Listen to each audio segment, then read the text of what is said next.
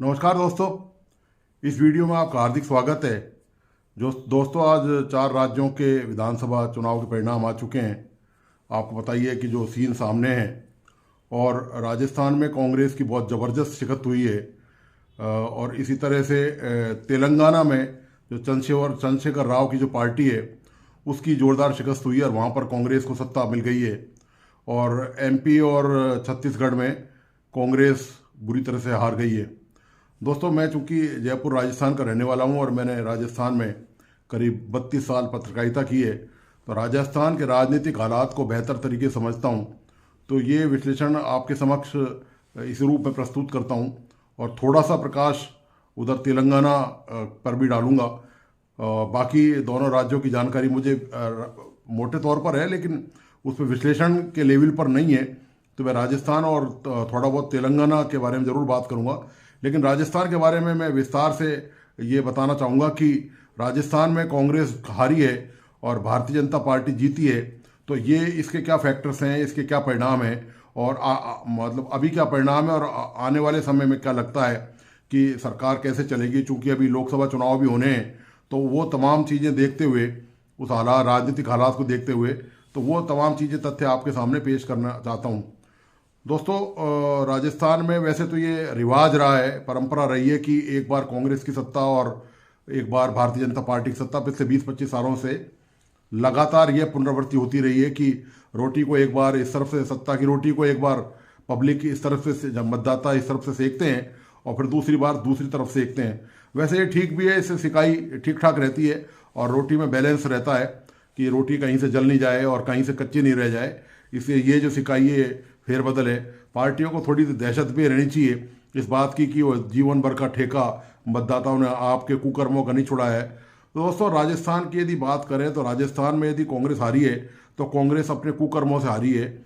और इसको कहें कि कांग्रेस ने बहुत सारी मूर्खताएं यहाँ पर की हैं, इसकी वजह से कांग्रेस यहाँ पर हारी है। मैं आपको पॉइंट वाइज बताता हूँ मेजर फैक्टर जो राजस्थान में जो हारने के, जो मुझे नज़र आए, पिछले लगातार चुनाव पर दृष्टि रखे हुए हूँ। और ये जो राजनीतिक यहाँ की जो गतिविधियाँ चलती हैं, तमाम जो न्यूज़ें राजनीति से निकलती हैं, भारतीय जनता पार्टी से और कांग्रेस से, उनका जो मैंने पत्रकार होने की दृष्टि से उनका विश्लेषण किया है, तो मैं इस निष्कर्ष पे पहुंचा हूं कि जो हारने के बड़े कारण हैं कांग्रेस के राजस्थान में, तमाम आपको पता ही है कि कांग्रेस ने यहाँ पर कसर नहीं छोड़ी। मुख्यमंत्री अशोक गहलोत ने लोक लुभावन योजनाओं में पिटारा खोल दिया, बगैर ये देखे समझे कि यदि कांग्रेस यहाँ पर चुनाव जीत जाती है, तो सवाल ये है कि वो पैसे का इंतजाम कहाँ से करेंगे।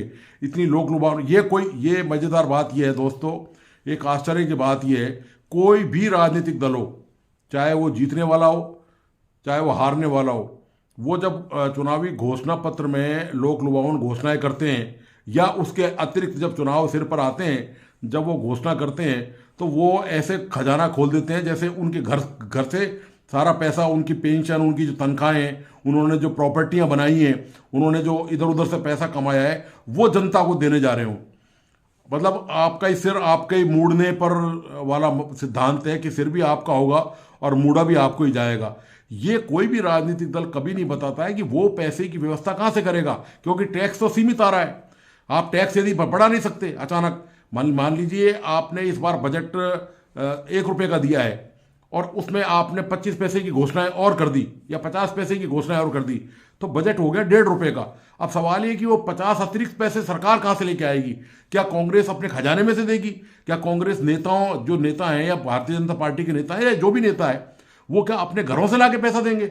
वो एटलीस्ट निकाला आपकी जेब से ही जाएगा, और आपको केवल लोक लुभावन योजनाओं के जो जुमला है, या ये जो फंदा फांसने का जो तरीका है कि आप पर एक जाल फेंका जा रहा है घोषणाओं का, उसमें आपको फांसा जाएगा और आपकी जेब काटी जाएगी। मतलब उस तरह भी आपका ही होगा, और दोस्तों सिर भी आपका ही होगा, मूडा भी आपको ही जाएगा। और सरकार बहुत ही प्यार से उल्टे उस तरह से आपकी मुड़ाई करती है। लेकिन दोस्तों, ये लोकतंत्र है। मेरा मानना ये है कि आप इतने समझदार और इतने परिपक्व हो चुके हैं कि आप इनके हथकंडों में अब बिल्कुल नहीं आते। ये आपने साबित कर दिया है। ये जो 4 राज्यों के विधानसभा चुनाव हुए हैं, इसमें मतदाता ने ये साबित कर दिया कि मतदाता किसी के बपौती नहीं है। कोई ठेका नहीं छुड़ा सकता मतदाताओं का। आप सरकार में रहकर जो भी कुछ करते हैं ना, उस पर मतदाताओं की बारीक नज़र रहती है। सबसे पहले तो आप ये स्पष्ट हो जाए, नेताओं को ये पता चलना चाहिए, राजनीतिक दलों के नेताओं को, कि मतदाता को बेवकूफ़ बनाना अब आसान नहीं है। एक दौर होगा 30 40 50 साल पहले कि जब आप मतदाता को ठग लेते थे, उसको उसके साथ फ्रॉड कर लेते थे, उसके ऊपर भ्रम का जाल डाल देते थे। अब मतदाता सारी सच्चाई समझने लग गया है। वो सब समझता है कि किस बात का क्या मतलब है। नेता भले नहीं समझते हो, नेताओं को तो समझाया केवल चुनाव में जाता है, जब ठप्पा लगाया जाता है, जब मशीन का बटन दबाया जाता है, तभी नेताओं को पता चलता है कि जनता कितनी समझदार है। इस देश के मतदाता रियल डेमोक्रेसी की तरफ जा रहे हैं। दोस्तों, मैं आप सबको धन्यवाद और बधाई से देता हूं कि दरअसल ये देश जो है वो वाकई में अब लोकतंत्र की दिशा में आगे बढ़ रहा है। ये सच्चा लोकतंत्र है और आप सब इतने जागरूक और समझदार हैं कि अब किसी भी नेता के, और ये जो सत्ता में आ रहे हैं, इनको भी ये समझ लेना चाहिए कि मतदाताओं को बरगलाना, उनको झूठे ख्वाब दिखाना, उनसे बेईमानी करना, उनसे धोखेबाजी करना, उनके साथ किसी भी तरह का छल कपट करना अब किसी के लिए भी आसान नहीं है। खैर, मुद्दा बात हो रही थी कांग्रेस की। तो दोस्तों, राजस्थान में कांग्रेस के हारने के जो मोटे कारण हैं वो आपके सामने रखता हूँ। सबसे बड़ा जो मोटा कारण ये है राजस्थान में भ्रष्टाचार। मतलब सरकार ने, गहलोत सरकार ने भ्रष्टाचार को कभी गंभीरता से लिया ही नहीं। इनके मंत्रियों के छापे पड़ रहे हैं, इनके जो बोर्ड के अध्यक्ष हैं वो गिरफ्तार हो रहे हैं, मेंबर्स गिरफ्तार हो रहे हैं, एमएलए के खिलाफ आरोप लग रहे हैं, कोई फर्क नहीं पड़ा। सरकार ने केवल भ्रष्टाचार, जीरो टॉलरेंस की बात भ्रष्टाचार में जरूर करी। मुख्यमंत्री ने, अशोक गहलोत ने कई मंचों से यह बात करी, लेकिन ईमानदारी से, दृढ़ता से इसका कोई प्रमाण नहीं दिया कि वो वास्तव में राजस्थान को भ्रष्टाचार से निजात दिलाना चाहते हैं। आप ये देखिए कि अभी एक डीजीपी बीएल सोनी रिटायर हुए, तो उन्होंने वो एंटी करप्शन ब्यूरो में थे डीजी। उन्होंने रिटायर होने के बाद एक इंटरव्यू में एक बयान दिया। ये बयान ये बताता है कि वो अधिकारी हैं, इतने बड़े आईपीएस ऑफिसर हैं, उन्होंने कहा कि जब भी हमारे पास कोई केस आता था बड़ा, तो सरकार का दबाव पहले ही आ जाता था हमारे पास कि इस पे कार्रवाई करनी है कि इस पे कार्रवाई नहीं करनी है। तो जब भ्रष्टाचार इस लेवल पर हो तो निश्चित तौर पर आम मतदाता, आम नागरिक, प्रदेश का आम वासी जो है, वो प्रदेशवासी परेशान होगा निश्चित तौर पर। उसको जगह जगह भ्रष्टाचार देखने को मिल रहा है, वो उसका शिकार हो रहा है, लेकिन सरकार ने इसकी बिल्कुल परवाह नहीं करी। उल्टा, यदि केंद्रीय एजेंसी सीबीआई ने, ईडी ने राजस्थान में छापे मारे, तो उल्टा केंद्र की मोदी सरकार पर यह आरोप लगाया गया कि ये बदनीयती से, और उनको मतलब उनको हटाने के लिए ये बदनीयती से ये कार्रवाई की जा रही है। ये नहीं कि यदि वो छापा पड़ा है तो और दो जो दूसरे विभाग हैं सरकार के, या जो नेता मंत्री हैं, वो वाकई में ईमानदारी से काम कर रहे हैं कि नहीं कर रहे, वो अपनी ड्यूटी के प्रति वाकई में ईमानदार हैं, प्रतिबद्ध है कि नहीं है, यह देखने का प्रयास नहीं किया। उल्टे केंद्रीय एजेंसियों पर आरोप। निश्चित तौर पर हो सकता है कि विपक्ष की सरकार है, तो कहीं ये हो सकता है कि बदनीयती से भी कुछ भी किया भी गया हो। सवाल ये है कि बदनीयती से मान लो थोड़ा बहुत किया भी गया होगा, तो आप पूरी तरह से बदनीयत नहीं हो सकते। कोई भी एजेंसी अपने ऊपर ये ठप्पा लगाने को तैयार नहीं होगी। कल को वो कोर्ट में केस हार जाएगी तो अदालत उसे 50, ऐसा नहीं है कि एजेंसियां कोई फ्री हैं, चाहे वो एंटी करप्शन हो, चाहे वो ईडी हो, चाहे वो सीबीआई हो। दोस्तों, देश में एजेंसी अदालत से ऊपर नहीं है। आपने देखा होगा कि अदालत ने कितनी बुरी तरह लताड़ और फटकारें लगाई हैं कई मुकदमों को लेकर, कई मामलों को लेकर, विभिन्न मामलों में, और यहां तक कि नौकरी, अधिकारियों की नौकरी जाने तक की नौबत आ गई है। तो एजेंसियां भी समझती है कि वे बेशक सरकार के हाथों की कठपुतलियां जरूर हैं, लेकिन उनको अपनी नौकरी भी बचानी होती है साथ में। तो 100% झूठ नहीं चल सकता, 10-20% बेईमानियां इधर से उधर हो सकती हैं। आप बिल्कुल जो सफेद है उसको टोटल काला नहीं कर सकते। आप 19-20 की मिलावट जरूर कर सकते हैं। तो ये राजस्थान में भ्रष्टाचार का आलम रहा। आपको पता ही होगा, डॉक्टर किरोड़ी लाल मीणा ने भ्रष्टाचार को लेकर कितना जबरदस्त कैंपेन चलाया और ईडी में उसकी बाकायदा शिकायत दर्ज कराई। कई बार जो भारतीय जनता पार्टी के राज्यसभा सांसद हैं, आप सब जानते ही हैं, डॉक्टर किरोड़ी लाल मीणा, उन्होंने जबरदस्त कैंपेन चलाया राजस्थान में, और एक बार नहीं कई बार चलाया। और ये तो रहा भ्रष्टाचार का ये मामला। अब दूसरा पॉइंट लेते हैं। दूसरा पॉइंट है सचिन पायलट फैक्टर। दोस्तों, आपको पता ही है कि जो सचिन पायलट का प्रकरण हुआ था, उसमें ज़्यादा पहले की बात नहीं बताना चाहता मैं, फ्लैशबैक में बहुत ज़्यादा नहीं जाना चाहता। मोटे तौर पे बात इतनी सी है कि जब सचिन पायलट ने पार्टी छोड़ी थी उस समय, तो उसका कारण यही था कि उनको जो, उनका ये कहना था कि उनको जो सम्मान दिया जाना चाहिए पार्टी में, मतलब सत्ता में जो जो उनको मिलना चाहिए था, वो उनको नहीं मिला। कहने का मतलब ये थे कि उस समय, इससे पिछली रिजीम में ये जो सरकार है, तो इसमें जब सचिन पायलट जब आए थे शुरू में, तो उनको ये आशा बंधी थी कि उनको कुछ ना कुछ, पहली बात तो वो मुख्यमंत्री बनेंगे, लेकिन उनको मुख्यमंत्री नहीं बनाया गया, क्योंकि अशोक गहलोत इतने मजबूत नेता हैं, राजस्थान में कद्दावर हैं कि कांग्रेस में उनका कोई पर्याय नहीं है, चाहे वो कोई दूसरा नेता कितना ही ताकतवर क्यों नहीं हो, चाहे राहुल गांधी, सोनिया गांधी, प्रियंका गांधी और यहाँ तक कि अब मौजूदा खड़गे, ये चाहे कितना ही जोर लगा लें, और अशोक गहलोत का मुकाबला ये सब मिलकर भी नहीं कर सकते राजस्थान में। तो उन्होंने इस तरह की गोटियां राजस्थान में फिट कर रखी हैं, और ये उनका कंट्रोल है राजस्थान की कांग्रेस पर।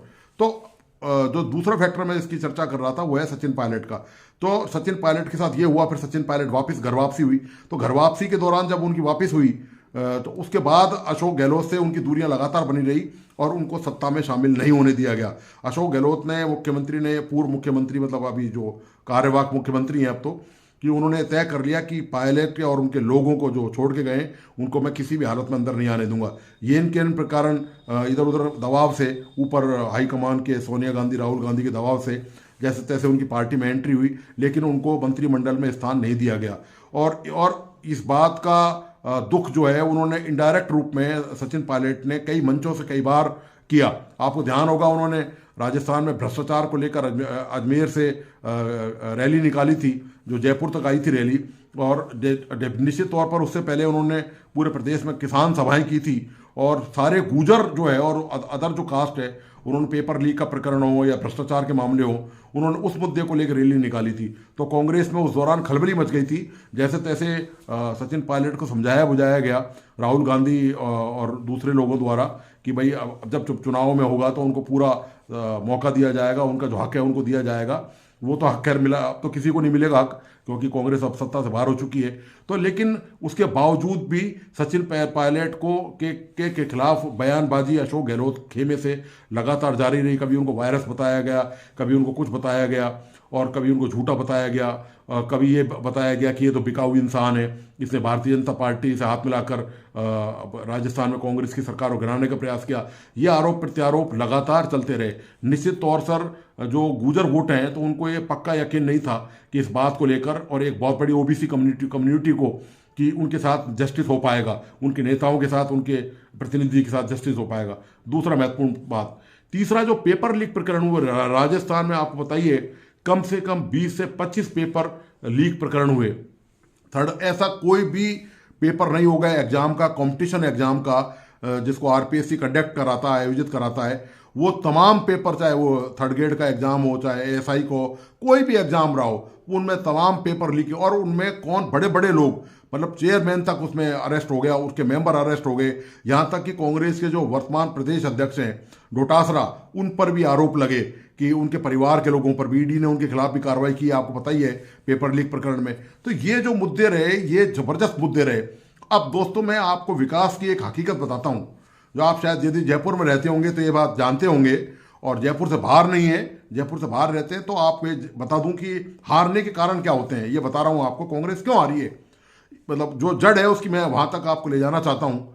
आप जयपुर से मात्र 15, 20, 25 किलोमीटर दूर चले जाइए, किसी भी गांव में चले जाइए, आपको वहां पर सड़क नहीं मिलेगी आसानी से, बिजली नहीं मिलेगी, पानी नहीं मिलेगा आपको वहां पर, आपको वहां डिस्पेंसरी नहीं मिलेगी, आपको ढंग का स्कूल नहीं मिलेगा वहां पर। ये राजधानी जयपुर की हालत है। सरकार जो ढिंडोरा पीट रही थी, अशोक गहलोत सरकार, कांग्रेस की सरकार राजस्थान में, कि हमने डेवलपमेंट कर दिया, हमने ये कर दिया, फिर उसके अलावा 5 साल की गारंटी और दे रहे थे आने की कि हम इतना भारी विकास कर देंगे। तो विकास की हालत यदि आपको देखनी है तो आपको दूर जाने की जरूरत नहीं है, केवल राजस्थान की राजधानी जयपुर से चंद किलोमीटर के फासले पे आप चले जाइए, आपको सच्चाई पता चल जाएगी वहां पर। दोस्तों, ये राजस्थान के डेवलपमेंट की हालत है। सवाल ये कि ये पैसा आखिर जा कहाँ रहा था, आखिर ये जो जनता से आप पैसा उगाही करते हो टैक्स के रूप में, और फिर उसको जनता को आधा अधूरा लौटाते हो, उसमें से जगह जगह से कट पेस्ट कर लेते हो, कोई कहीं से कैंची, कोई नेता कहीं से कैंची काट रहा है, कोई कहीं से लगा रहा है, तो वो जो रिसाव है, वो जब रिसाव हो रहा होगा तो वो वापस जनता का पैसा जनता के पास पहुंच ही नहीं रहा, तो डेवलपमेंट जयपुर के बाहर आपको दिखेगा ही नहीं, आपको केवल चंद शहरों तक वो डेवलपमेंट नजर आएगा। और जयपुर में हालत ये है कि मतलब पैसे की बेकदरी और बर्बादी देखिए। एक सड़क बनी हुई है, सही सलामत है, ठीक ठाक है, जो जयपुर से 15 किलोमीटर दूर है, जहाँ गड्ढे ही गड्ढे हो रहे हैं, जहाँ कीचड़ ही कीचड़ है, वहां किसी का ध्यान नहीं है, किसी भी एजेंसी का। लेकिन जयपुर में जो वीआईपी रोड है जितनी भी, उनमें आप देखिए कि सड़क ठीक ठाक बनी हुई है, फुटपाथ ठीक ठाक बना है, उसको तोड़कर वापिस बनाया जा रहा है।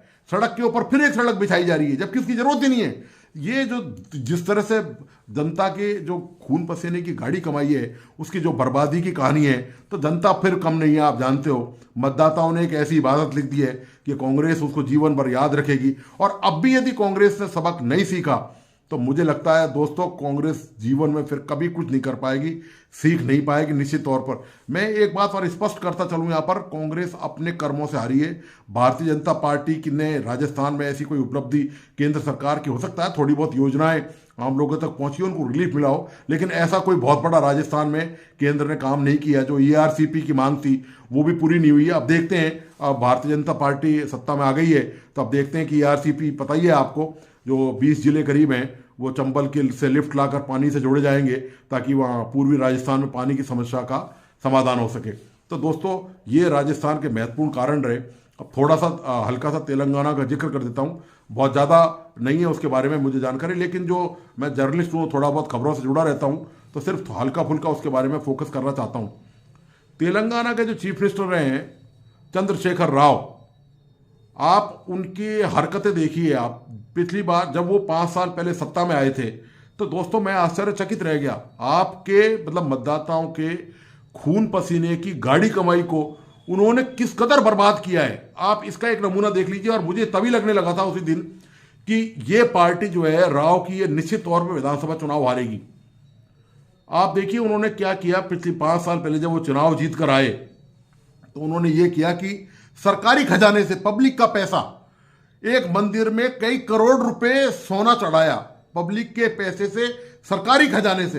दोस्तों, इस देश के मतदाता बेवकूफ नहीं है। अब ये नेता जो समझते हैं ना, दरअसल नेताओं की इतनी भारी गलतफहमी है। मूर्ख ये नेता हैं। ये यदि नेता पब्लिक को मूर्ख समझते हैं तो वो खुद हैं ऐसे नेता। खास तौर से ऐसे भी नेता हैं जो पब्लिक को ये मान के चलते हैं कि भाई ये जनता जनार्दन है, इसकी सेवा करनी है, और ये सब समझते हैं। आप जनता को बेवकूफ समझ रहे हैं। आपने आते ही जनता का खजाना मंदिर में, आप बताइए, मंदिर आपकी निजी आस्था है, आप अपनी तनख्वाह से, अपने घर से, अपने परिवार से पैसा लगाएं, आपको कोई रोक नहीं रहा। सबको धार्मिक आस्था विश्वास में करने की आज़ादी है देश में, लेकिन आपके सरकारी खजाने से करोड़ों करोड़ों का सोना मंदिर में दान दे दिया सरकारी खजाने से। क्योंकि रीजनल पार्टी है, क्षेत्रीय पार्टी है, उसके ऊपर कोई है तो है नहीं, उनका ही वो वंश चलेगा आगे।